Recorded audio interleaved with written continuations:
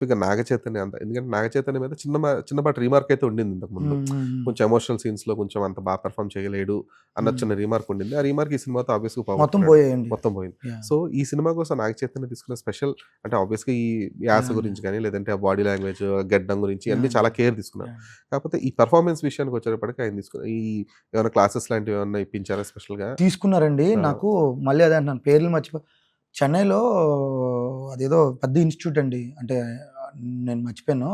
So, అక్కడే almost ఆయన ఒక 1 మంత్ దాకా ఉండి ఆ మధ్యన పోస్టులు గూడా పెట్టేవారు ఆయన.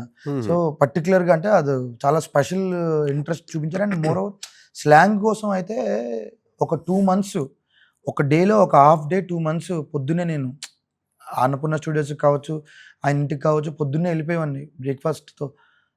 మధ్యాహ్నం వరకు అక్కడే ఉండి లిటరల్లీ దిద్దేవాడండి ఆయన. అంటే ఆ స్లాంగ్ ఆ స్లాంగ్ పదాలు గురించి. హ్మ్. ఈ యూట్యూబుల్లో ఆటిల్లో శ్రీకాకుళం మేము మాట్లాడే మాటలు కావచ్చు, వీడియోస్ కావచ్చు, ముసలి వాళ్ళు మాటలు వినేవాళ్ళు, చిన్న పిల్లల మాటలు వినేవాళ్ళు, లిటరల్లీ బూతులు కూడా వినేవాళ్ళు. అంటే అంటే ఎట్లా ఉంటది? ఏంటి?